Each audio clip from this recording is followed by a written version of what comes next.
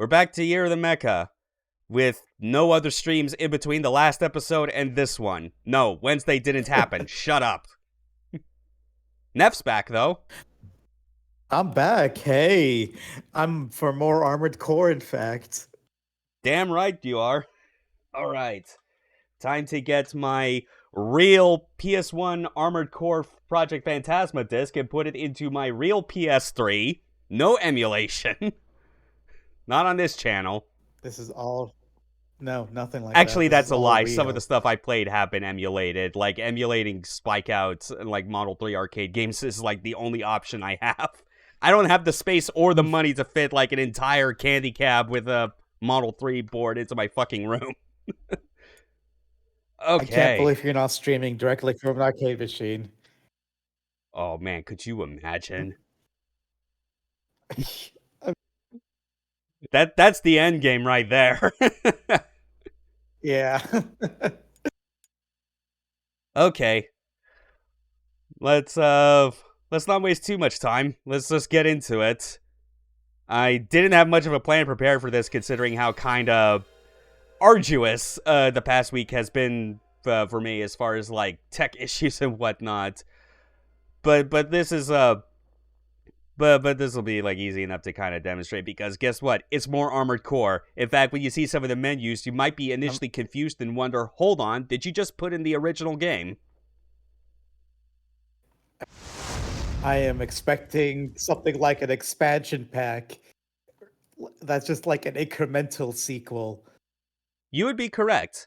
I end up like referring it by like the term standalone expansion, because usually the standalones to kind of differentiate it from, you know, what you would expect in, say, like, PC game expansion packs, where it directly requires you have, like, the original game and its data in order to run it. Yeah. In the modern day, this would just be DLC, I think. Kinda, yeah. I mean, it'd be pretty big. I mean, like, it'd be DLC in the same way that, like, FromSoft's DLC has been, where it legit has been like expansion packs, basically. Like, it's just something that you find like at the near the end game of like a Souls title or whatever, and you just access it because it's tuned for, you know, like that level of difficulty. Yeah, for people who play the first one a lot. So what's different about this game? So mechanically, practically nothing. Like, it's all still the same mechanics if you play through the first game and you know, like, how to like control things properly, you know, with like your movement, boost hopping, weapons, energy management, all that stuff. Like, you'll be right at home.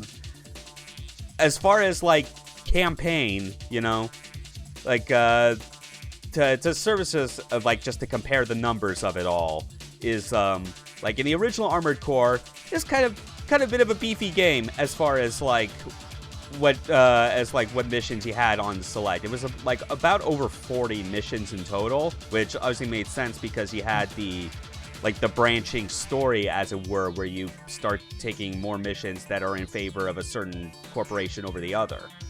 Here, the total single player mission count is less than 20. Like, it's got it's a very side story type of game, as it were. Like, the conflict that you partake in with this game feels very, like, not main focused the same way it was, like, in the first.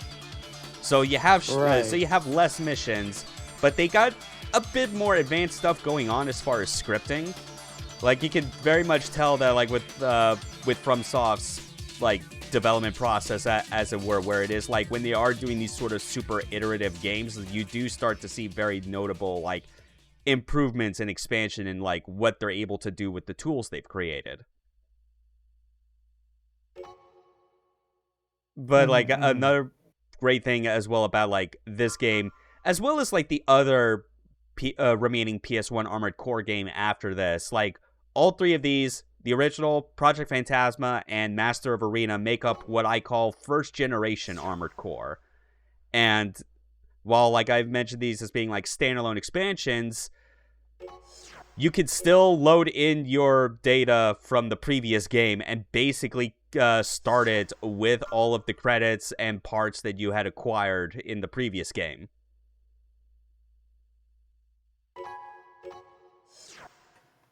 You mentioned like you can even have like what was that system again? Like when you die and you Oh, Human Plus. sorry, when you go into depth. Yeah, Human Plus, that thing. Yeah, though that is actually an interesting change in the case of this game, because you cannot get Human Plus like on a fresh file like in Project Phantasma or Master of Arena. Same for like another interesting like gameplay condition that changes if in the original, if you totally 100%ed everything in that game, you unlock the ability to make armored cores that were overweight, technically. Because, like, if you went, like, over, like, the leg or core weight thresholds, you would not be able to deploy it. But if you did absolutely everything in that game, it's like, oh, okay, we can let you break the rules a bit. And then transferring the save over with those particular conditions unlocked means you have them as well in this game.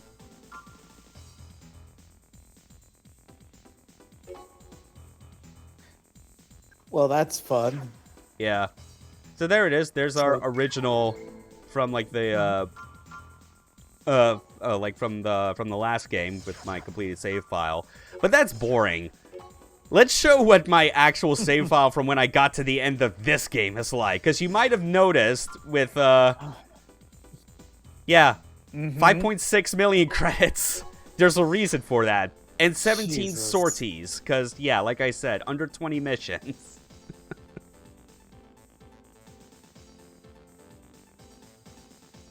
Is this like a fresh save file that you got going on here for the second one? I'm sorry, not a fresh, I mean like... Yeah, Did this you was... do any data transfer? Yeah, this was with data transfer. Like, Got it. Yeah, so, like, the original one that just said ARC, that's basically what I used to, like, start this playthrough, and then I carried it from there. Made some slight adjustments. Got a different rifle, different headpiece, core piece as well. I mean, like, I even updated the name as well. It is the ARC 2, as it were, now. Kind of the start of, like, my general naming scheme when going through... like, the Armored Core games, is, like, with each game, since, despite there being 5 numbered entries, it's more like there's 14, currently. So, like, I naturally just kind of just add, like, one more Roman numeral for each game I go through.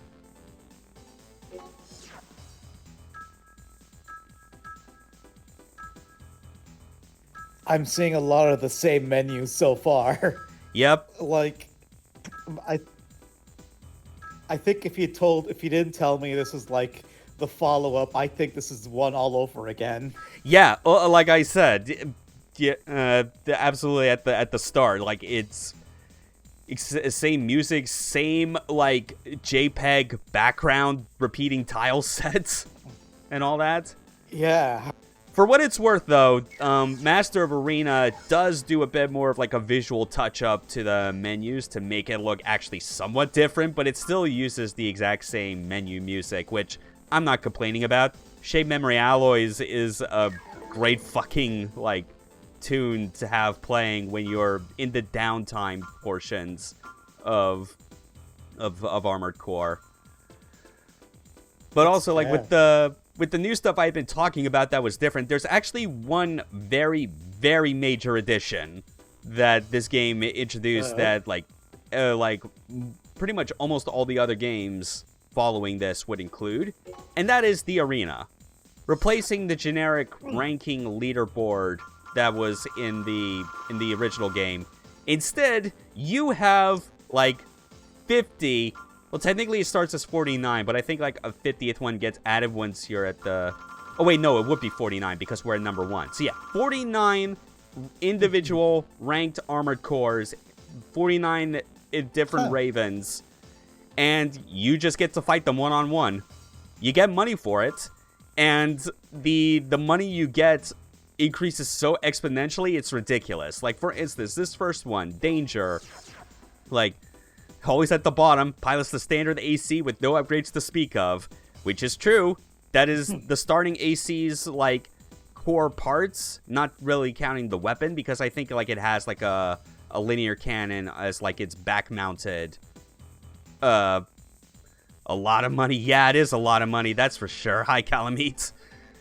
But it's like, yeah, like I said, like it's all like still the same parts that you would have had like on the standard AC. It's just the person like changed the color scheme to yellow because they thought it was different enough. Like the bottom ranked Ravens in the arena always have like a bit of like, there's a bit of humor to like their inception insofar as like the humor is at their expense because they're clearly so like bottom tier. Yeah. But then you get to the top where you have Necron piloting the Black Dragon, both names being references to Kingsfield, I should add. And like the first ranked fight that we would had in this game, like the payout is 6,000 credits. Beating Necron the first time gives you 3 million. So wow, that is a lot.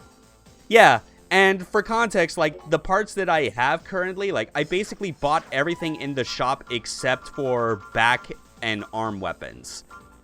And I still have 5.6 credits left over. So you can imagine how it's like, you want a really, really good fucking source of money. Just go through, like, as many of the arena fights as you can, and then just use that to fast track getting, like, some better weapons and, like, parts. So that you're not completely stuck with like the standard loadout. It's funny how like one change can have like such a big like influence on the rest of the game like that. Yeah, especially because you could tell this was their first time implementing it because they had one big oversight, which yeah, that's what I'm gonna call it. Even though I always took advantage of it because why wouldn't you? There is nothing to gate you from just going straight into the arena, and if you're skilled enough, going all the way from, like, rank 50 to rank 1. Before you even touch, like, the main campaign. Yeah, I was going to ask, it's not like you have to do, like, a certain amount of the main campaign. It just looks like you could just do it all in a row. Yeah. Yeah, it's real busted like that. Like, there are games later on where they actually do, like, limit your progress in the arena. Most games, the missions pay you in pocket change and loose lint while the arena actually gives you the cash. Yeah, that's the crazy part. Like starting payouts in the arena are fairly comparable. Well, actually, I think they might still be less than... Yeah, well, like, that's the other thing. Where it's like, this, like, you're seeing the standard payouts where it's, like, kind of ranging from 30,000 to 50,000 on average for, like, these missions. But that makes sense because with this game not being like the first one, the mission payouts are a bit higher. You don't get thrown to the wolves with a training mission that is, like, that is basically your certification to become a Raven. So you could actually pick this game up and then like just immediately change the controls to whatever you like without having to put up with the standard ones if you want. I see this time they decide to just name the final mission. They decide to make the final mission clear this time. Yeah, call it the final mission. Yeah. In fact, I'm pretty sure with like the way they arrange these missions in order is actually, like, a lot better because, like, everything from the beginning to the final battle are all, like, the mandatory missions, while these bottom 6 are all, like, they're, like, I wouldn't really call them branches. It's more like you pick one or the other, and then you go on to, like, the next set of, like, mandatory story missions. These are just for, like, extra variety. Like, at the minimum, no matter what, like, a full campaign playthrough of Project Phantasma will take you 14 missions. And since, like, this is overall short, I'm gonna, like, just show off a lot of, like, the major missions, like, going through this. Including, like, some of the, like, the major story ones. Like, this isn't going to be, like, a full campaign playthrough because I don't think it's guaranteed that I could get it all in under 2 hours. But this is just to kind of demonstrate how, like, yeah, this is still Armored Core. You know, it's slightly harder than the original, which obviously explains a lot, like, why they have the option to, We have arrived at the mission like, location. carry We will over your drop save off data the from the ACs last and game. then leave the area. But if there's one thing to look forward to with, like, this game in comparison to the last one is a whole lot more talking, I guess. You get a lot more of a sense of actual, like, NPCs and, like, main story characters that will talk to you as you go through it. Right, so there's like more context to what you're doing. Yeah. Or, like more flavor. Definitely. That's the best way to put it. Yeah, I'm getting out of yeah, I'm just the freaking, like, warning siren if you're, like, approaching, like, the operational boundaries of the mission. Oh, gee. Come on, get through the door. Thank you. Got it. Hey. Yeah, like I'm getting the feeling. I know you mentioned it, but I got the feeling that this is they're definitely more of an iterative design Yeah. than like a full-on sequel. Yeah, because the real sequel would not have happened until, like, the year 2000, the day that the PlayStation 2 launched, because FromSoft was like going all in on making sure they had as many games as they could muster to kind of, like, fill out the launch for that system. You know, between Armored Core 2 and Evergrace, Eternal Ring, AC1 and their 12 credit radios. Yeah. Here we go. That's it. With this mission, get used to just, like, kind of the annoyance of, like, that same radio message being repeated over and over that intruders are detected.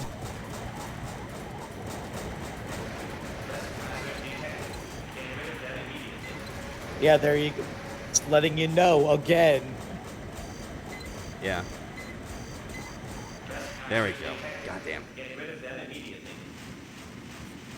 One thing I should at least know when it comes to, like, kind of how my build for the AC differs this time compared to the last game is that there are, like, a lot more emphasis on using parts that actually are introduced in this game, because yeah, like, it'd be kind of a bummer if they had, like, made a like this kind of expansion for an Armored Core game and didn't think to make new parts, but they did. And, like, most notable, I'd say, is, like, this laser rifle I have, which is basically, like, it's a more ammo-friendly version of the Kurosawa, I would say, with not as much attack power behind it, you know, to compensate. It's still pretty powerful, though. You're kind of wrecking shop so far. Yeah. The number on the top is your armor rating, right? Yep. Unfortunately, I forgot that, like, the door does not immediately open yet. Because I think it's... Yeah, because it's waiting for the fucking elevator to come down. Anti-fashion action says hi.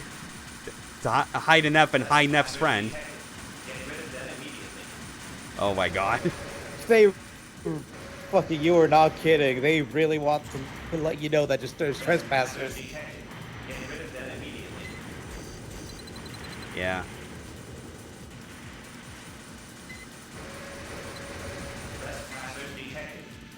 Yeah, this is where I'll get through eventually. This is just to kind of show that, like, this is what the first, like one of the first main missions. For some reason, like, the one I was expecting at, like, the top of the list wasn't actually here, which is just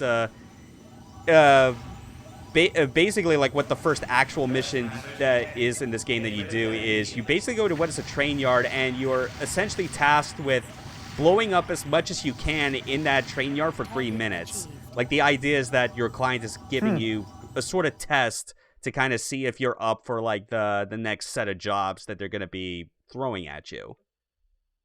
Right. But that, and like, the couple of missions that you go through afterwards are still kind of in the vein of, like, testing to see if you're up to the task of what's going on, which Might as well get to, like, the actual, I think, forget, is this the one? No, that's not the one. That's, I think, Raid the Laboratory is this one. Yeah. We gotta rescue someone. And, like, get them to, like, a shuttle so that they can escape the facility. Mm-hmm. And... Actually... Mm-hmm. Oh, yeah, and just, like, this is the mission where, like, the core of the plot is definitely made bare as far as, like, what it's about. Ah, interesting. Yeah. I do like as well that one of the things that this game adds over the first game is another thing that became, like, a tradition for, like, a lot of the Armored Core games going forward, although after a point they kind of stopped doing it, was the mission code names for, like, the loading screen and kind of showing you, like, what is the start date. So later on, like, some of the missions that you get, like, as part of, like, along with their code names, they show, like, success probability. So naturally, that means you see a lower and lower percentage the further you get into the game. I like that particular touch, considering how difficult these games can get. Yeah. This is how fucked you are for this mission. Yeah. So are there any, like, gotcha moments like there were in the last game? I'm trying to think of, like, any specific ones that come to mind. Not really. I mean, like, just all I can think of from, like, my time playing, like, doing playthroughs of... Okay, so that's not the... Okay, I should try the other routes, yeah. I think my first time actually seeing the full map there. Yeah. Yeah, it's pretty handy to have. Depending on the head part you have equipped, like the detail of, like, how much of the map gets retained in memory can be, like, less or more. Huh. Yeah, because like a big kind of decision you have to make when choosing your head part is, like, do you want to have as much, like, armor points assigned to it, or do you want it to have a lot of extra functions like built-in radar or, like, map? I guess my warning did not deter you. You are becoming a nuisance. So this is our antagonist / rival, Stinger, and this is one of those times where it's like I'm admittedly used to enough the English voice acting in a lot of the Armored Core games and kind of how, like, hilariously stilted and bad they are. But, like, I do wish almost that we were playing, like, the Japanese version, or at least an undub, because this character in the Japanese version is played by one oh fuck, I'm blanking on the name. I'm embarrassing myself. Sho Hayami, which is a very prominent anime voice actor, well known in, like, various mecha animes, including the role of Maximilian Genius in Super Dimension Fortress Macross. Yeah, and that guy is a character who is still alive even all the way through the second Macross Delta movie. He's pushing in his mid-70s, and he still kicks ass. Yeah, I think I still heard him in, like, a couple of recent stuff every now and then. He also played, like, the villain King representation of King Records in the Obari segment of Pop Team Epic Season 2. AKA the greatest piece of, like, the greatest moment in anime history. Just that right there. They got Masami Obari to fucking, like, direct, like, a big super robot homage. And then for, like, the male side, second half of the episode, they just got, like, the voice of Gai Shisho from Gal Gaigar as PPME. It's so beautiful. Yeah. It's been months since I've last watched an episode, and I still can't get over that they did that. They got Masami Obari. They put all this money into this shit post of an episode. Yeah. Just, oh man. If I make it back alive, let's get Obari'd. Yes. I have made this joke countless times. I'm still gonna stick to it. But, like, if I whisper in a girl's ear, let's get Obari'd, and she reciprocates those feelings, then I immediately know that she's the one for me. She's the one. She's the person for you. You found the Yeah, one. she's the only one that will, like, understand that. So there we go. We got past Stinger, admittedly barely, and then now we took out the power and unlocked the cells, and we got to get our prisoner out of here. All units pursue. And that's our prisoner. Repeat. Test subject has hijacked a battle rig. All units surround the third sector. Callie meets with a question. So what do you prefer as bosses? Massive MTs or custom ACs or other units? Oh, definitely stuff that is more along the lines of, like, proper ACs, especially, like, you know, if it's actual ACs, because, like, the mechanics themselves with how they designed it really are well lended to, like, kind of PvP scenarios. Because there has been, like, since it is the inception of the series, like, a significant like a significant, like, competitive multiplayer aspect to it. And I mean, the fact that we have an arena mode where the idea is that you're able to, like, fight against a bunch of, like, AI designed and controlled ACs, like, that's not surprising.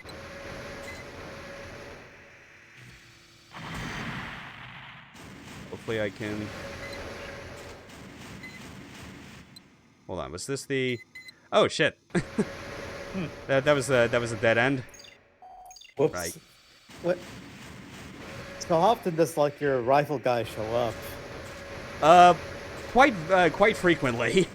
Yeah, like, his first appearance was actually, like, in the mission before this, where the idea was you were supposed to kind of be, like, doing escort for, like, a convoy. And it's the sort of thing where even though you complete, like, the mission objectives and it counts as completing it, like, it ends with a cutscene where he shows up and just, like, destroys the convoys anyway. Because the idea is supposed to show that he catches on that, like, someone has hired you to kind of do some dirt in the area that he's assigned to, and he's not taking kindly to it.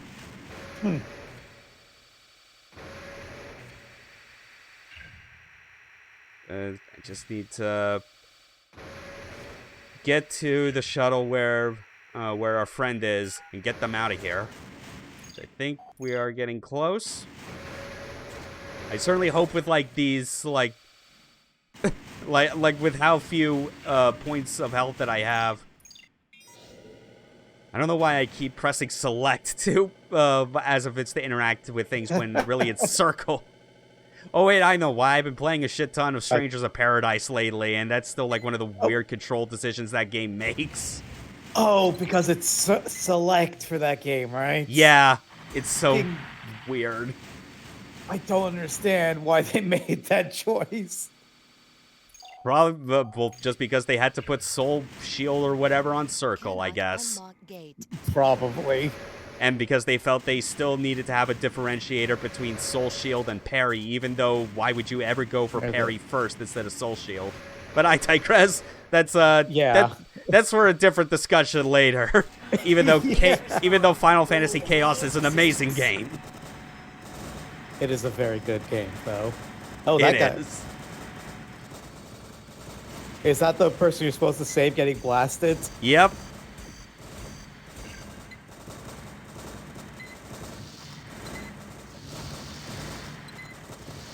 Come on. Jeez, they're beefy. Take a lot of hits. Yeah, those... No time for introductions now. You fucking blasted them and they still took a while. Well, We have confirmed that the power system is back online. Oh. All systems have been reset. Sure would love to watch the stream, but Twitch just won't let me. Oh, man. Oh, no. So, I guess it's just something weird on your end. Like OBS is still showing me that, like, it's still going fine for me. So, yeah, that sucks to hear, man. Could just be at least Twitch it's not being me weird. that's having, like, the Twitch problems right now, considering just how horrible it's been throughout February. We have confirmed that the invader and test subject are in the elevator. We will be closing the mechanical's main hatch. All workers have 1 minute I'm, to evacuate. I'm seeing what you mean about there being way more dialogue this time. Yeah, and like extra scripting elements to it, like the fact that we now at the last minute. I guess this is the sort of thing you could kind of describe as like a swerve in the mission design, is that now we got like a timer. But even then, I think there was at least like a mission or two in the original that did introduce a timer near the end. But yeah, that's like a long and very layered mission. All for There's like a lot happening there. yeah, and all for like a lot of exposition at this moment. I was captured during my mission. I've heard they are developing an advanced weapon system, but not what type. We do know they're called the Doomsday. I don't think I Organization, remember much but I have of very little on many their Project cutscenes Phantasma. from the first game when you were They are showing that off. researching how to I combine do know that technology no with bit of human dialogue brain. in the original Of course, Armored Core they have no text idea boxes what that the are end this result big in I was size. almost their first Oh, test absolutely subject. not. You cannot leave things They were as at least are. like I will like stop them, three even though it's text not really three my lines job. of text tall, with the first line Want you just to being the assist me. person's I name need a in strong brackets. partner, so you're it. This will That's be generally investigation. how it went. So that's our setup. The prisoner we rescued was the one who was like giving us the missions to see if we were up to the task of trying to take on the Doomsday Organization and stop what they're calling Project Phantasma, which, okay, seriously, that fucking name for your group?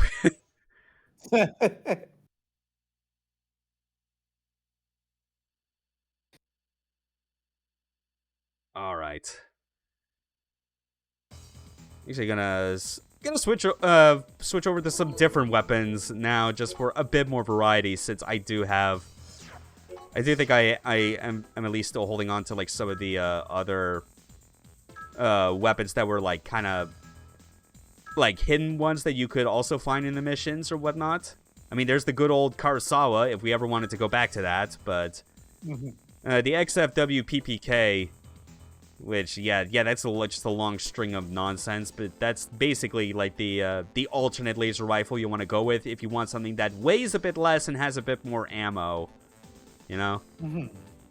Yeah, attack power, 1120, not bad, but obviously you compare that to the Kurosawa, 1550. For the record, I'm pretty sure I want to say this is one of those weapons that gets reworked heavily in terms of its balancing in Master of Arena, because this game is so busted as far as like the unique hidden weapons or unlockable stuff that you can get in this game so outstrips any of the stuff you could get elsewhere, such as the finger. It is Really? it is a 5-barrel machine gun. It holds 3,000 rounds. Excuse me. You just go close range into someone's face and hold the fire button down, and they just melt. Somehow the finger button being the most overpowered weapon compared to all the big guns is just funny to me. Yeah. Well, it makes sense as well, because it's like, I think it is one of, if not the last weapons you unlock from making progress in the arena. Huh. I'm trying to remember if it's... I forget if I already had it in here or if I'm going to have to buy it from the store. Oh, no, it is in here. Yeah, here's like a magazine that basically increases your ammo pool for all weapons by 50%. What? Yeah. This is also another item that gets reworked heavily in balancing in Master of Arena, where I think they tone it down to about like 10%. So yeah, imagine that. You could stack 2 of these on you if you wanted, and you would have 6,000 bullets of like hot lead to just fuck a person's day up with. Would anything even be a challenge at that point? So what do you think I'm going to do? I think you're gonna bust this game wide open now. You're goddamn right. We lose out on a bit of like the radar that we had before, but honestly, who cares?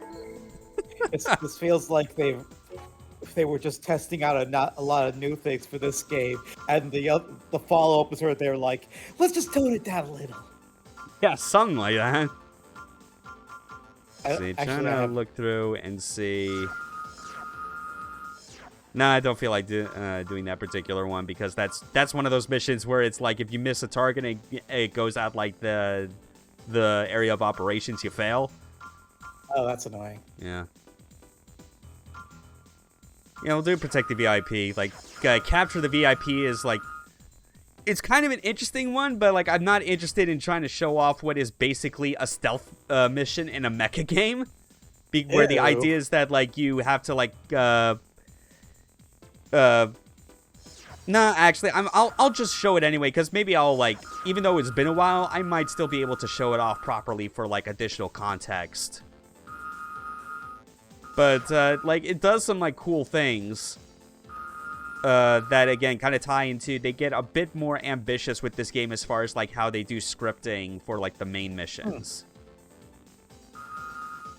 So the idea, starting out, is that we are, like, early in the AM, 0537. Like, sun hasn't come up yet, but you're actually going to see that happen as you go through the mission. As you approach your target. From here, we will divide into 2 groups and attack the laboratory from both sides. Please don't forget about the anti-aircraft radar in the area. I mean, for a PS1 game especially, that's pretty a cool idea. Your boosters. So yeah, this is what they're talking about as far as like kind of stealth. It's like they don't want you flying around. You kind of have to like follow a specific route. Hopefully my monitor isn't making it look too dark or something like that. It's a little dark, but I can still kind of see it. But you can kind of see as well, like it is lighting up now as we are like approaching dawn. Yeah. Huh.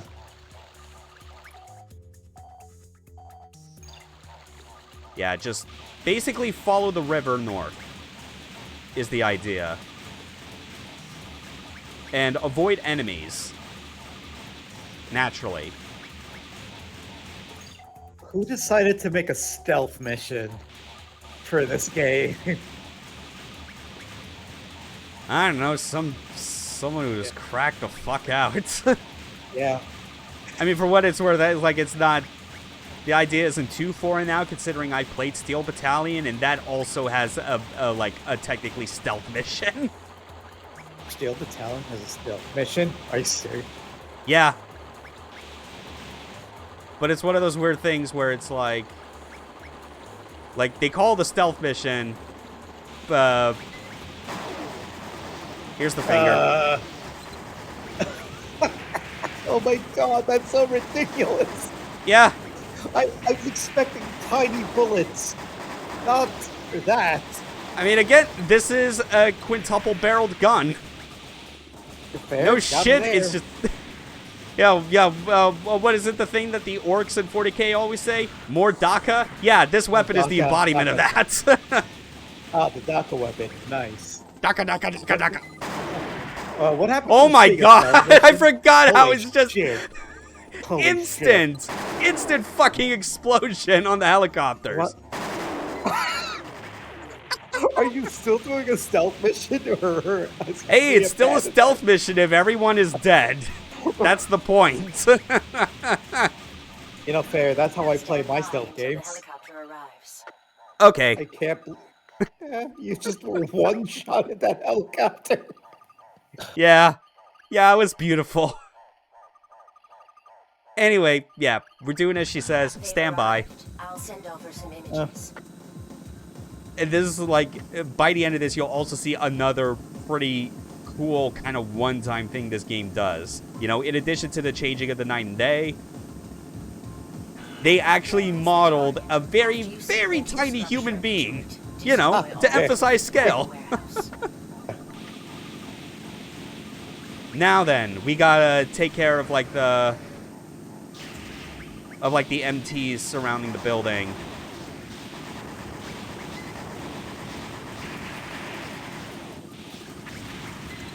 That way, they have no further protection, and they'll have to come with us.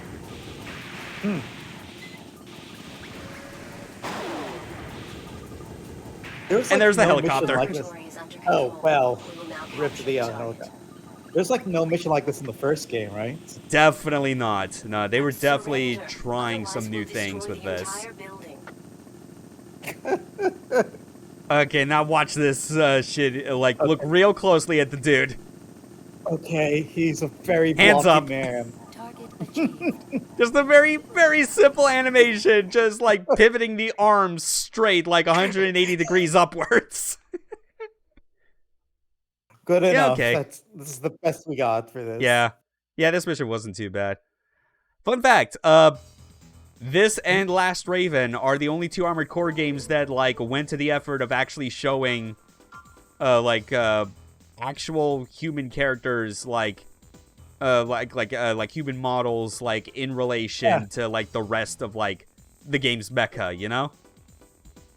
Although in Last Raven, they were actually more like they were technically enemies, but they barely they could barely hurt you if anything. They basically just existed to get run over.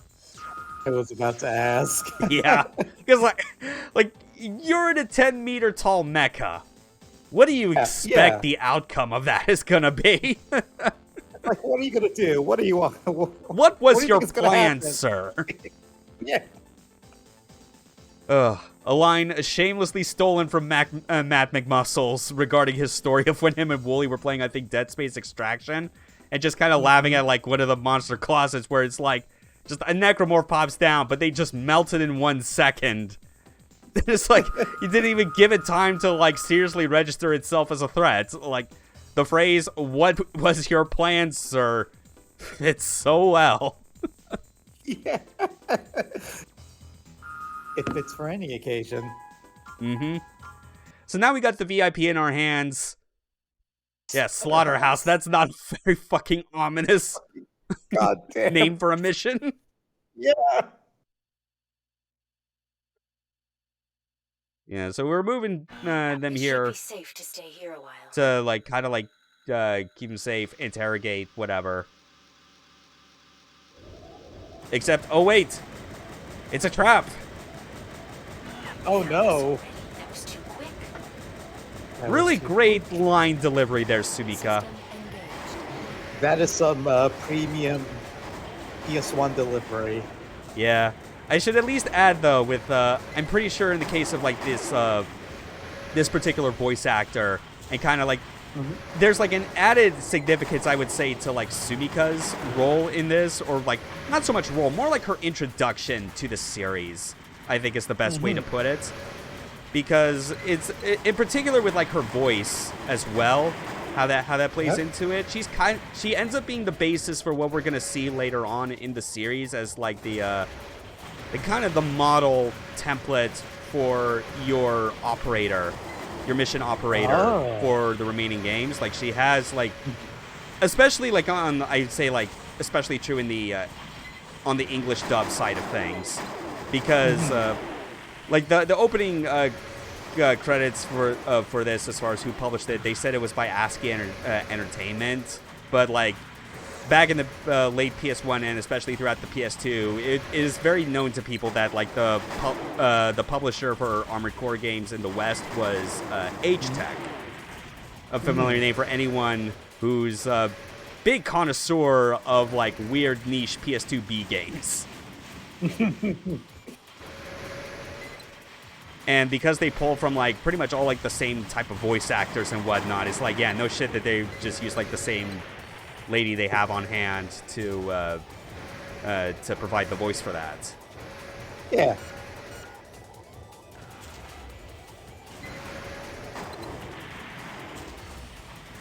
Okay. There it is. Doesn't even notice me because like because Sumika is actually in the fight and also drawing aggro, so that's nice. That's oh, nice. look Yeah. who's back. Oh, it's him. It's Stinger. Why Yep. don't you just give it to me? Seriously, Sho Hayami voicing this dude in the Japanese version is such a good choice. It's like it it's a big contributor to why he's, like, arguably, like, one of the most famous, like, well-remembered characters in this series as a whole, especially if you're kind of, like, looking at it from the perspective of, like, someone who's, like... I see it wasn't Yeah, that was it. enough. That's the power of the finger. Wow. Put you down for Well, fun didn't later. even stand a chance. I'll Yeah. put you down for fun later, he says after getting blasted in 2 Target seconds. achieved. Just getting reamed by, like, 1,000 bullets in 5 seconds. Even with the ammunition costs, we're still coming out positive, like, on, like, the mission payout balance. Mm-hmm. What was I gonna say? But yeah, like, Stinger is definitely, for, like, longtime veteran Armored Core fans, is definitely, like, one of the more memorable ones out there. And a lot of that, I'm pretty sure, is just because of the knowledge that he is voiced by Max fucking Genius. Yeah, the people knew what The they were original doing. space fucker. Yep. And he still He got kicks himself- ass as a VF pilot, even at, like, the ripe old age of 75.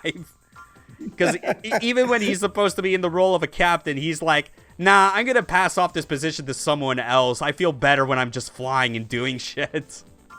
It's just, oh. I'm glad he's still around even this many years later. And he's still fucking handsome, even when he's that old. Like, him and, like, Hayato Hell. Jin from Getter Robo are, like, the two great mecha grandpas at this point, where it's like they just gracefully age. It's like, Listen, I watched it's like it- you just yeah. you give them gray hair. Oh no, you just made them hotter. I watched Get Robo Arc. I saw Hayato Jin in that show. It's like Yeah. that. You remember that final episode when he ditches the lab coat and he starts taking on the Getter Dino team barehanded? Fucking Yes. badass. Oh man. This is why we have you on board. Yeah, because I know my mecha shit. Yeah, but also, you know, the mecha shit that I am really, really into. The super robot variety of mecha. Yeah. Listen, I can tell. It was just actually I was gonna say I'm a big fan of Get Robo, but I just recently read all the manga like last year. Oh, nice. Yeah. Anyway, here's like this mission is interesting in the context of Project Phantasma, mostly because of environment locale, because obviously I didn't show every mission when we did Armored Core, the original, but there is no mission in that game that takes place in just like a big, wide, expansive tundra like we're about to go to. It's also kind of fucked, at least from what I remember, as far as like color contrast, because like the white of the snow comes off as blindingly bright sometimes. Like it starts to blend in with where like the skybox background is. Oh, I'm already System dreading engaged. this level. I'm not even playing it. Yeah. I mean, it makes it even harder sometimes to like see the radar, just because it's a light shade of green. But we can manage. Did they make the enemies white too? Kinda. I'd say more on the grayish side. Anyway, Yeah. let's kill some AT-ATs. Wait a minute. Yeah, Wait yeah. a minute. Yes. Did the FromSoft just make an extended Hoth reference? Are you fucking FromSoft?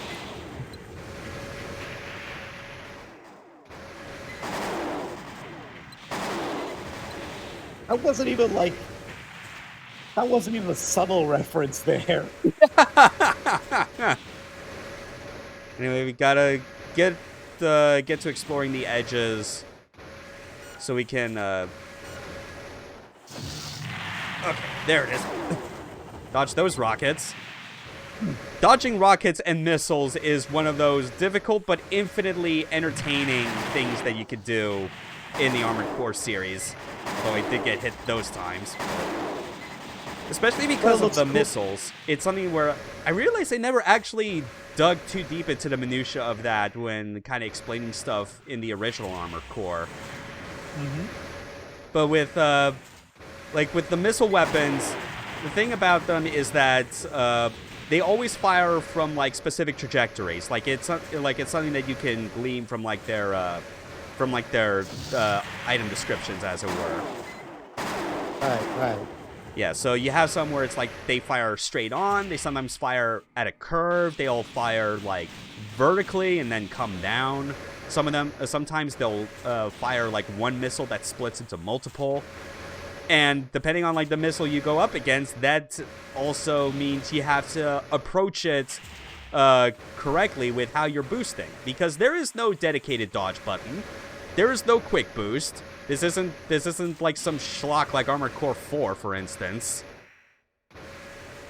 So it's basically just taking advantage of your knowledge from like how much your AC weighs, how fast you can boost with like your regular thrusters, and like just learning to change direction at just the right time that you can then like throw off the missiles and they'll just curve around you. And a lot of the times, the best way to kind of get around it is to not play keep away, just charge forward. Because missiles are, in general, like most of them aren't that well equipped to kind of deal with someone that gets way in their face. Okay, Stinger's got an upgrade. This is also actually a preview for what the final boss is going to be. Is he just like in a regular ass ship? Is that a ship thing? Kinda. This is like the prototype of the Phantasma. Oh. This is the actual Project Phantasma. Best dodging method is using a cheese grater for bog rolling and jumping around. Jesus. He's also getting a bit delirious because the danger of the Project Phantasma device is that it's basically kind of like what I was describing last time with Human Plus, and kind of how that drives its subjects crazy. This is basically creating like a more dedicated like device where it's supposed to create like a more direct neural link to the pilot, but I think without the need for any of the Human Plus like mechanical or genetic modifications necessary for it. Like that's the idea behind like how absolutely dangerous it is. I think this drives the point home better than what they were trying to do in the first game, because that just felt like the whole Human Plus thing felt like they were trying to make some kind of point, but there's like literally no downside to it. Yeah, well, like the reason that Human Plus from like a gameplay perspective existed in the first place was because it was a new game plus for people that sucked at the game. Yeah.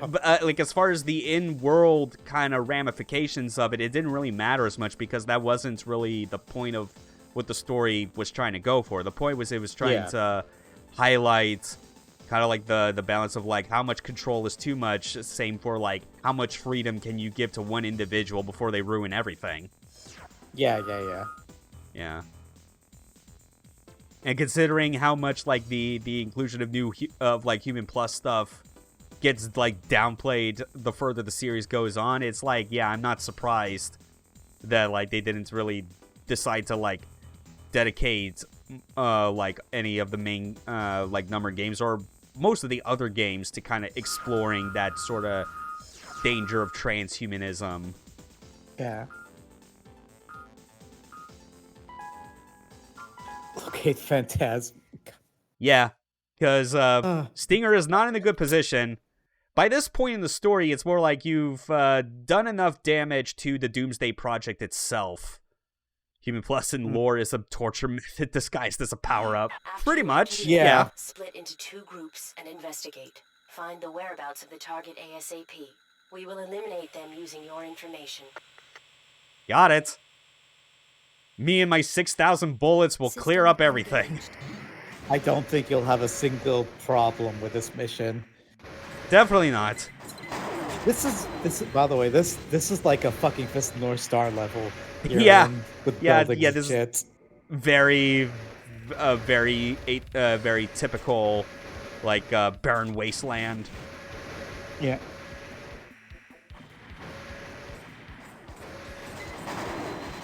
God, I wish we could.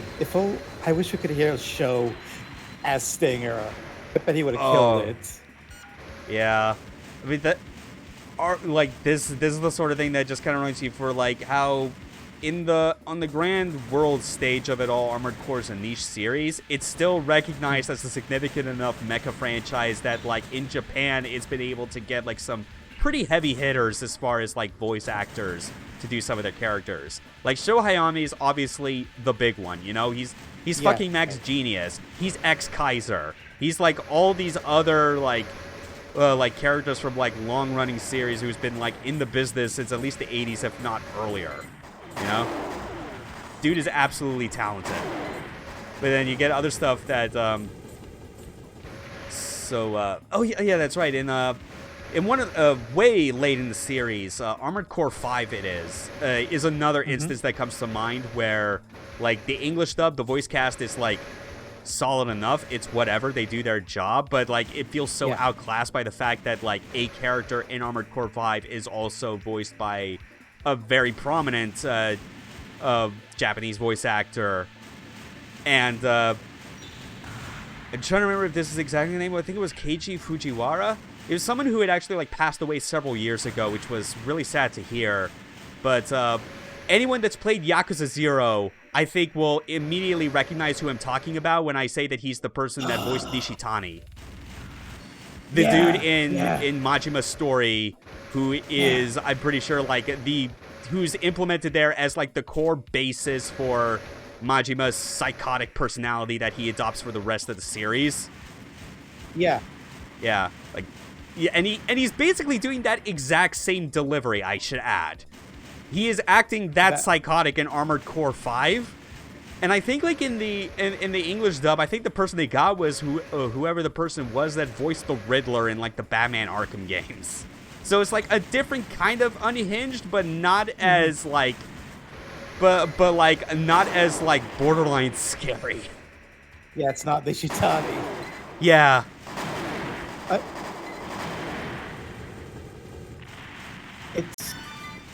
I know it's a different game, but that reminds me of that one Mecha game. That's a hell of a gotta follow with one hell of a name, Big Piss 666. I mean, whatever. I'm not complaining.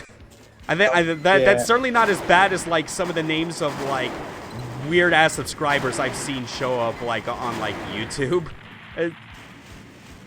One of which I especially do not want to like mention right now, but I mean it's not like it really matters. It was like on a previous channel and was like so long ago. Oh god damn it! I missed like I missed the control panel that I needed to activate to raise the gate. But I just remember like that one like mecha game, Daemon X Machina. Yeah, where they got both Char and Amuro's voice actors. yeah, they got Char to yeah, and Char is naturally piloting a red mecha, because why the fuck wouldn't he? It's amazing. Yeah. That's the kind of shit.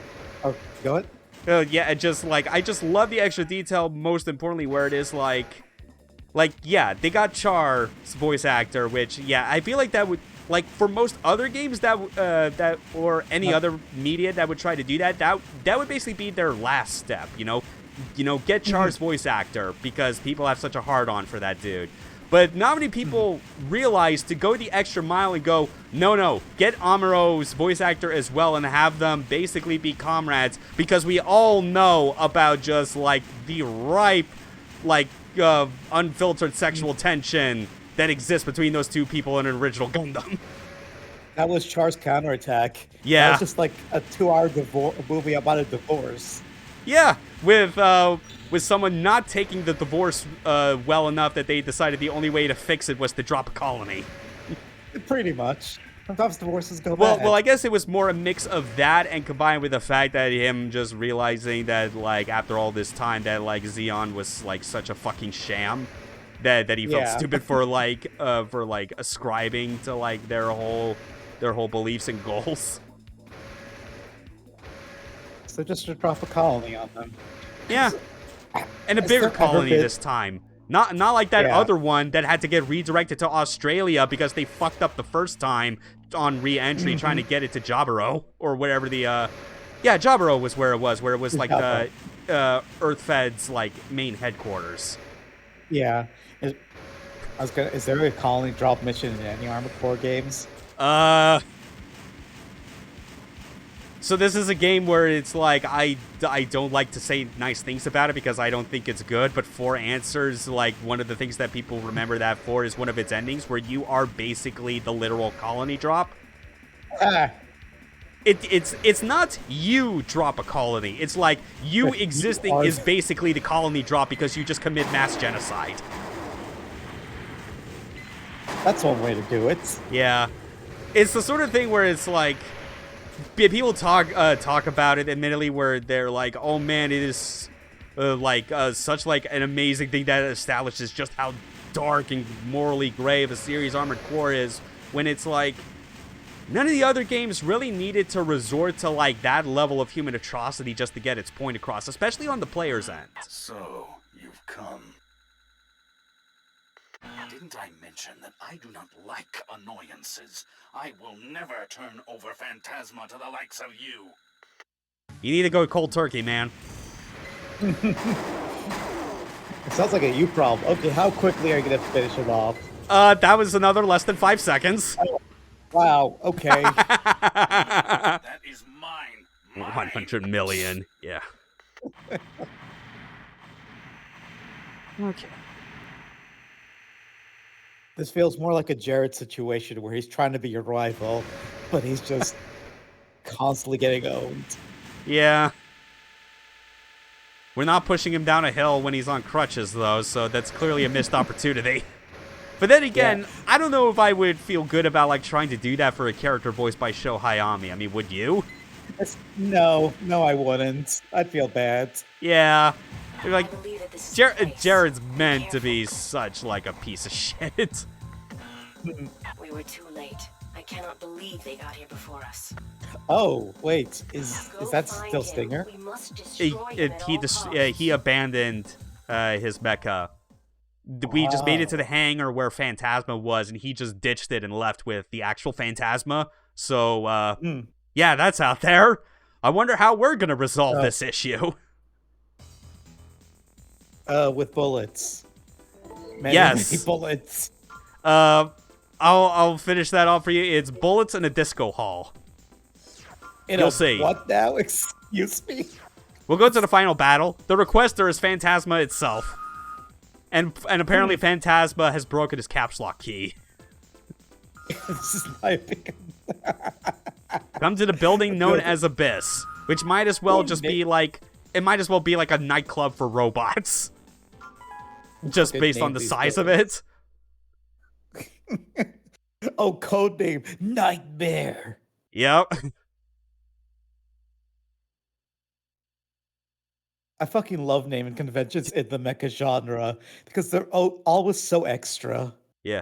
Here's the final Phantasma. This is where I'm You see, like, the floor, but also, Calamy basically gives giving, like, a hint. Get hit by by my big rave attack. Just watch what he does first. Okay, I'm watching. Also, maybe an epileptic warning for people that aren't ready for it. I thought you were... Holy shit. I thought you were kidding. I was not lying. Neither was Calamine in the chat. It is the big rave attack. That is the big rave attack. You are fighting in the disco. Unfortunately, he's also got very large missiles, so we don't want to stay... Oh, come on. Where the hell are you? Oh, fuck. This is just hurting. Oh. I actually... That's, I think, the first time I died to this dude. Well... No. See, you were just showing off what happens. Yeah, that's when you true, die because during a I mission. did just... because I gave him a 10-second head start to show off his big rave attack, so... And, you know, actually, no, script, fuck it. We'll do it again, just because there is still, like, the final bit of, like, story that comes after that. At least I hope it does. Like, it's... Because it's still, like, an in-engine cutscene that happens, so I think it'll still play. And then once that's done, I think we'll, like, top things off by just kind of showing off, like, some of the arena fights. You know? Just pick some of, like, the intermediate ones, because no way in hell am I gonna, like, challenge Necron. Because, like, the the high-ranked ACs in the arena are mad hard. Even with like all the shit you got on you. Yes. Because unlike me, they actually have like 100% proficiency in how to maneuver an AC. Like this is one of those series where I think like to passerbys, people would look at me and say that like I am an expert, like I'm a high level player. But I know who like the real high level players are, and I'm like, nah, even I wouldn't. I can't like put myself as being like in the same company as that. Oh Jesus. Oh, that hurts my eyes. Oh, wow. Okay, I probably should have been doing it from much farther away. Probably become a Toho boss that kills you, leaves, refuses to elaborate. I can't believe Armored Core is the precursor to Toho. I can't believe Armored Core is a bullet hell. I mean, it wouldn't be too surprising. Like, cave shmups like Dodonpachi and whatnot were present at this time. Yeah. But yeah, let's try that again, but actually hang back this time. Yeah. Try to not get hit by the rave. Yeah. Even though I genuinely thought like that sort of DPS race would have worked in my favor. No one can stop me now. Die. At least this English voice actor for Stinger is doing like a decent enough job at trying to ham up how much of like an evil bastard he is. Yeah.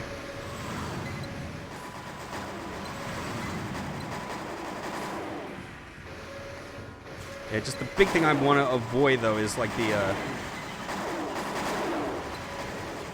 There it is. That's actually what I needed, yeah. Nice. Because like the first mistake was also letting him hit me with his large missiles, which are, you know, you could also equip large missiles on your AC, and some of the ACs in the arena also have them, and they are a pain to get around because they are designed to travel really slow, which means a lot of your strategies for normally evading missiles like go out the window because they have an easier time turning to match your new location. And then ACLR just gives a boss a hit scan weapon. Does it? I'm trying to...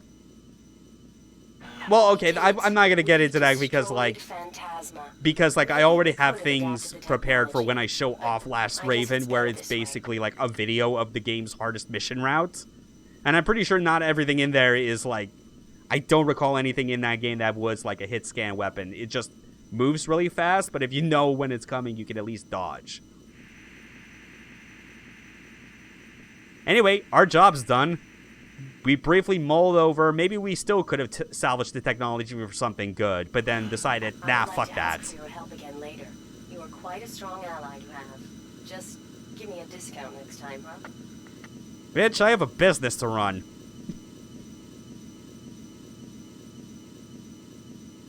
Yeah, that's how it ends. Like I said, it is very it is very side story like in just how this plot feels so like minor and off to the side. Aerial pulverizer and the final variant. Okay, right. Okay, that makes sense because like the mission route I recorded for Last Raven did not have that. Yeah. Never mind what the pulverizer is. If you know it, you know it. Anyway, I actually want to quickly try something because I noticed like the try and switch the FCS to something else. Weird. Okay, so it wasn't wide at shallow, but it's yeah, we don't want narrow and deep because that makes like your lockbox for like targeting enemies like extremely small. So yeah, it is the sort of thing where I think it's like both a mix of like your FCS as well as like head parts that kind of like contributes. Or no, not heads. I might be confusing with something else. There's a lot of stats that you always have to like keep track of when building an AC. I mean, like I could take some time to like build a completely different AC on stream to kind of show what that's like, but on it, like whether it's pre-recorded or live, I'm never that particularly fond of like having to do that sort of thing, you know? I always like just getting straight to the action. I know people who enjoy that minutia, but I'm not one of those people. I'm just like, just tell me Just give me a list. Right, okay, yeah, that's right. Calamite did remind me, it's like, it's not just the FCS, but weapons also have, like, a lock type that affects the size of it, so... Yeah, that makes sense. I guess that is ultimately the balancing point they tried to come up with for the finger, with how stupidly powerful it is, and that, you know, a lot of its damage comes when you're at short range, so they decided, we'll just make the lockbox kind of small regardless of what FCS you have. Yeah. And the thing is, I'm also trying to remember if there's, like, a particular, like, AC from, like, kind of the bottom half that sticks out to me. Because I don't want to go straight to just danger, because, you know, that's the weakest one. Like, it would be over before it starts.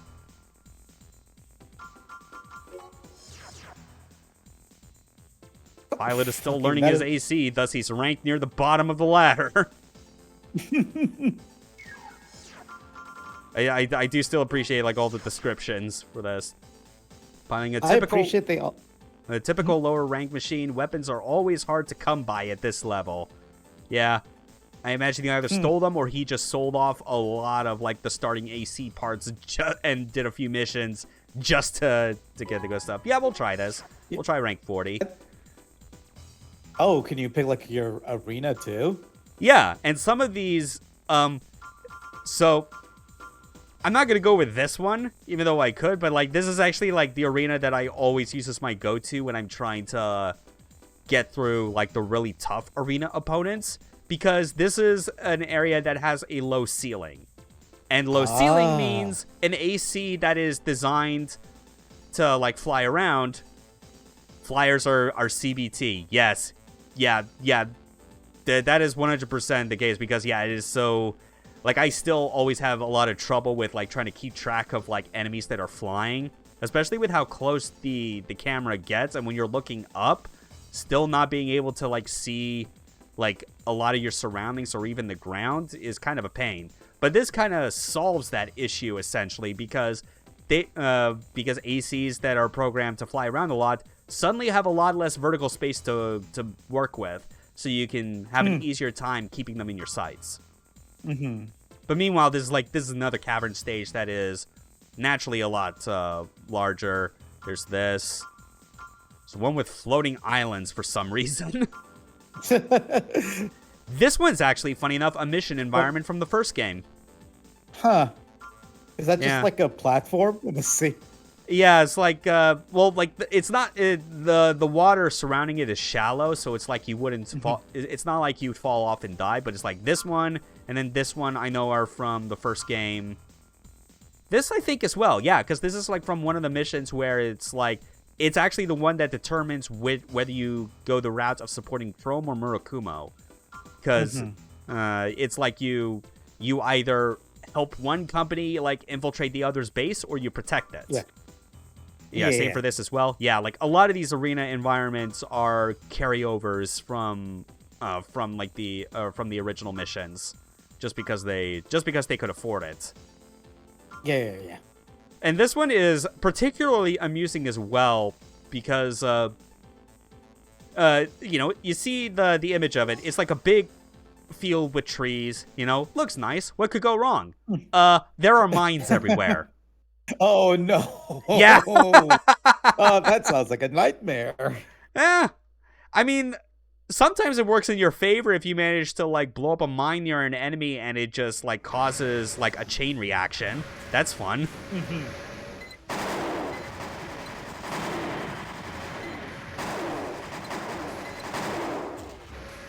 I'm shocked they didn't just die instantly. Yeah. Well, that's because they're actual ACs this time and not regular enemies. Oh, that's it. Okay, yeah, see what I'm talking about? Like, you saw, I think it was around, like, 600, 1600 AP, and then just shot down to 0 because a mine went off, like, to the side of him. I saw that, yeah, I see what you mean. Yeah, this for the longest time was actually my go-to stage. Oh yeah, and you can also view your replays, including from your opponent's perspective. This feels like something that could have been a multiplayer thing. Yeah, I mean, like, there have been versus modes in the series since the beginning.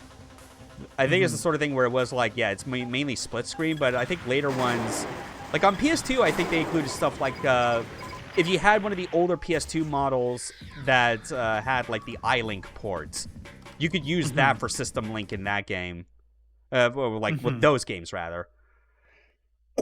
Excuse me.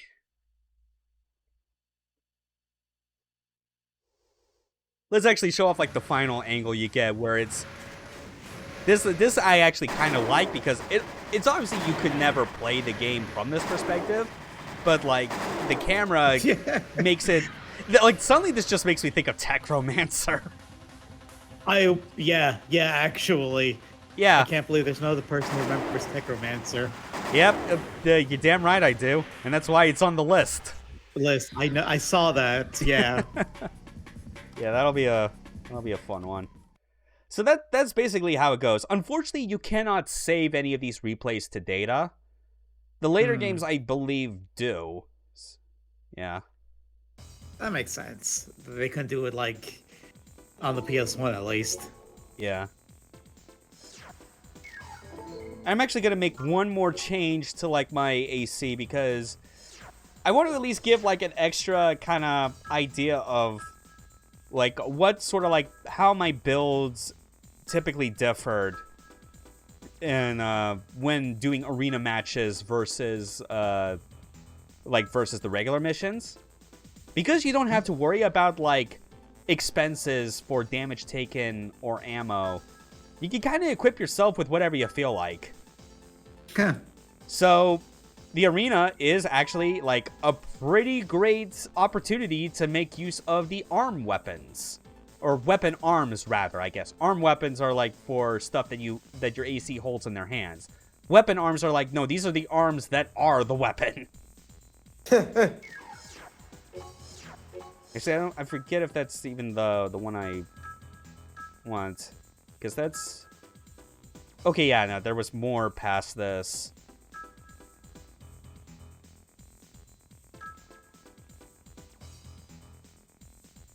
Oh yeah, this is like a... Oh, but that's a laser cannon. Actually, I gotta go back to another one I saw where... And how much ammo does that hold? Yeah, it holds 50 rounds. But each attack is worth like 2,120 points.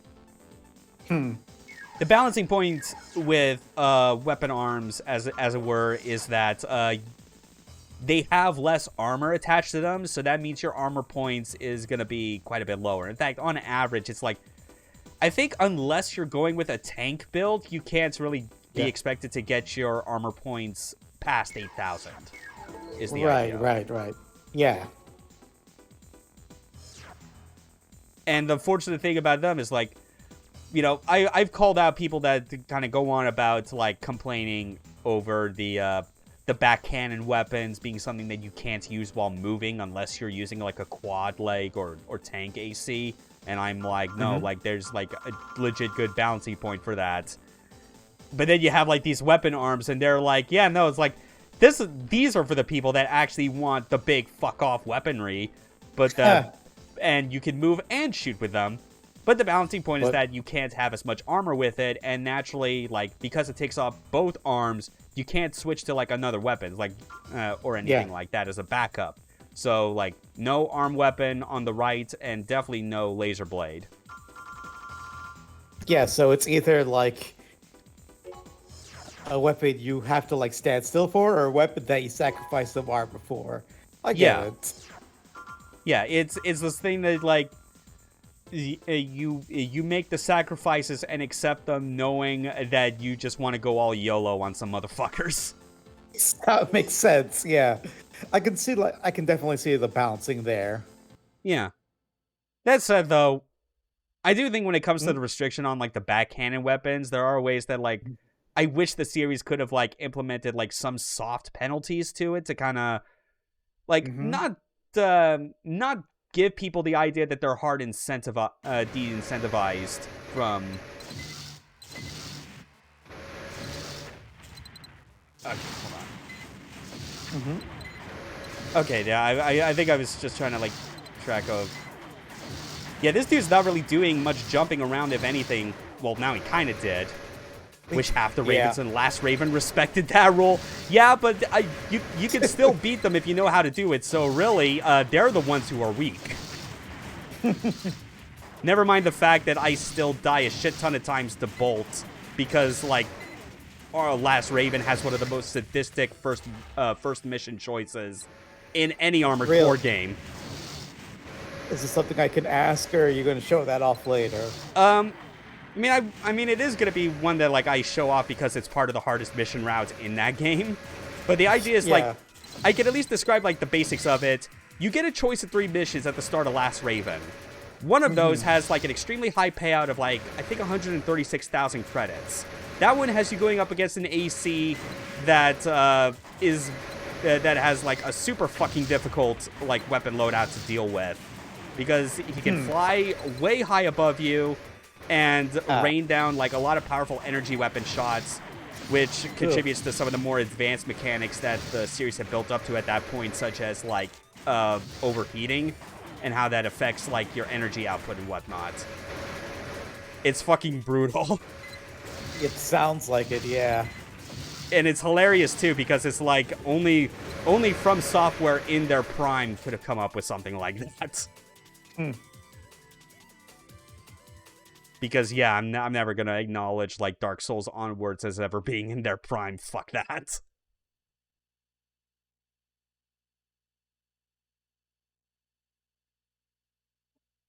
I was going to ask if it looked like the stream froze for a minute. No, that's always the weird thing about, like, this and Master of Arena, I think it is. Or no, maybe Master of Arena kind of got around, because, like, yeah, like, you would think that they would cut to, like, a now loading screen when they're loading up the replay. But yeah, the fact that it just, like, completely freezes like that for a full couple of seconds, it does make you wonder at some point, like, did the game lock up? Yeah, it feels like it. I do like, though, where it's like when you're in the replay mode and you have like the view change and whatnot, when you switch to, even when you're switching to, like, the view of your opponent AC, it does show, like, the how like their weapons, their radar, health, everything. Like, you're basically seeing the HUD they would have been seeing as well as just kind of, like, gives you a better look as well as far as, like, what sort of weapons and stuff they have as well, you know, if you want to really kind of take a look at what they're using, and maybe if you're inspired by that, or if you're trying to figure out, okay, they have this weapon, how do I counterpick that? Yeah. Tank AC with the mini saws is my best friend. Yeah, I definitely know quite a few people who've, like, just basically brute forced their way and just, like, plowed through many AC games, focusing all in on a tank build, with a lot of, like, the same kind of thoughts and, like, kind of planning I described, where it's just, like, load up on the most powerful single-shot weapons and hope to God. DPS race that shit.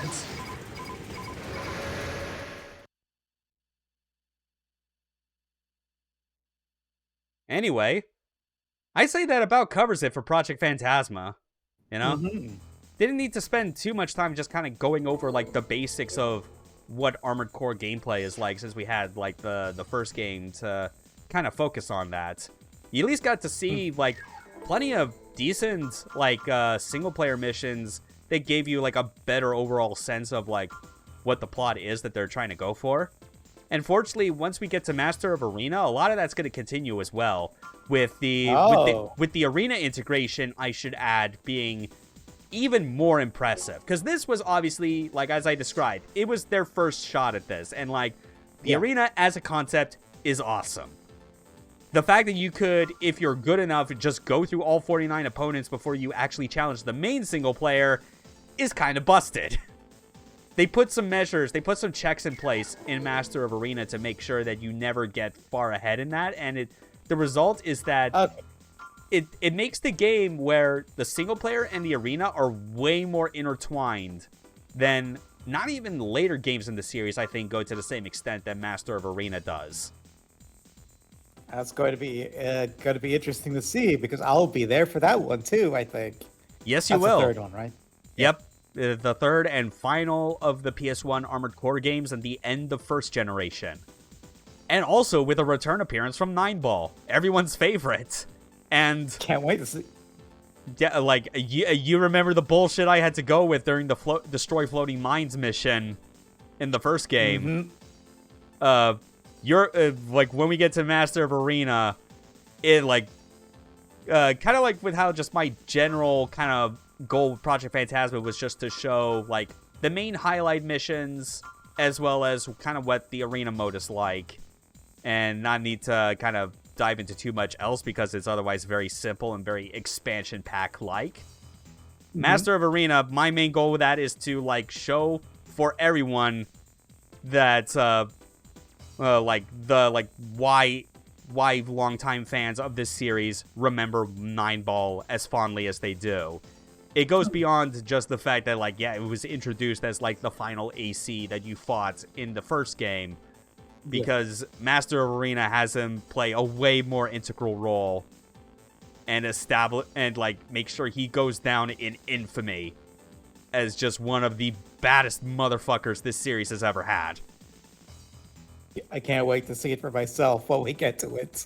It'll be great. Look forward to that a few weeks from now, because next year, the Mecha stream, we're getting Millennium Cyborg back for that one. As we're taking a look, his God tier theme and that goofy Southern accent. Oh God, that's right. Oh man. Oh yeah, just talking about all, like, the nonsense with the English dub in, like, these games. Oh man, you're gonna, like, you're gonna be kind of taken aback a bit when you hear 9-Ball speak in that. I'm already, like, drooling with anticipation. I love me some cheesy voice acting. Yeah. But yes, next year, the Mecha stream, we're going back to Virtual On, because at around this time, like in chronology of game releases, we're coming up on the best Virtual On game. The game that, like, basically kind of, like, set the high bar for what the Virtual On series could be, Oratorio Tangram. And I hope to God, especially with how, honestly, real fucking smooth this stream has been. I guess it was worth it after all to go through the blood, sweat, and tears of, like, uninstalling and doing a clean reinstall of an earlier version of OBS just to get rid of all the bullshit that had been plaguing me since the middle of January. But it should be fine, because that is going to be a semi-in-depth dive into multiple versions of Oratorio Tangram, because they did a lot of updates and revisions for that game in particular. I think more than any of the other Virtual On games. And it's not surprising because it is, like, it is the gold standard for mechanics and has been, like, the competitive standard for, like, tournament Virtual On play. I'm not anywhere close to being that good, naturally, but I do have twin sticks, so I can at least play it in its more intended form than trying to, like, play it, like, with, like, a gamepad or something. Especially a Dreamcast controller. God, that thing's wretched to try and play Oratorio Tangram that way. You don't have to tell me. I tried playing that game with the Dreamcast controller. I couldn't. It's impossible. The freaking Saturn port of the original Virtual On, I say, like, works better with the Saturn controller than fucking Oratorio Tangram does with the Dreamcast controller. And it makes sense, because you have 6 face buttons and 2 shoulder buttons. Yeah. Like whatever they... They do such a better job of, like, kind of, like, mapping, trying to come up with, like, an alternative solution for someone that might not have the money for a twin stick controller on that system. Oh well. At least the Dreamcast port runs fucking solid. We'll shill FromSoft till the day I die, because they are one of the few companies with passion. I guess. I mean, I definitely say that was definitely the case for most of it. Well, I don't know. I guess you could say they definitely still had passion when they were making Elden Ring. I just don't have any passion or desire to play that fucking game, because I kind of got my fill of them doing the same kind of action RPG template that they have stuck with ever since they struck gold. No, I am not going to talk about... I'm not going to talk or speculate about Armored Core 6. I am still sticking to my rule. That game basically does not exist to me until we see proper gameplay and can confirm where the hell it's going to land with the rest of the series. But thanks for being here today, Neff. Definitely a big turnaround from like the last time we were on Year of the Mecha and like had to deal with all manner of things getting worse and worse. It was way smoother this time, that's for sure. Yeah, but nothing got jinxed, thank God. Yeah. So yeah, thank you for having me on for today. Yeah, my pleasure. It's always fun to have you on for stuff like this. So in the meantime, yeah, look forward to the next Mecha stream, which again because of Millennium Cyborg's scheduling, that's going to be a Wednesday stream instead of Saturdays. So yeah, guys, good news. You won't have to wait too long to see 3 versions of Virtual on Oratorio Tangram, because it'll be like in half a week instead of a full one. And maybe then I'll also be fortunate enough to kind of start doing solo streams again and like not have the awful problems that had been plaguing those in addition to this.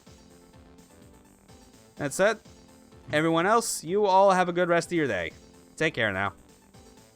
See you, everyone. Game over.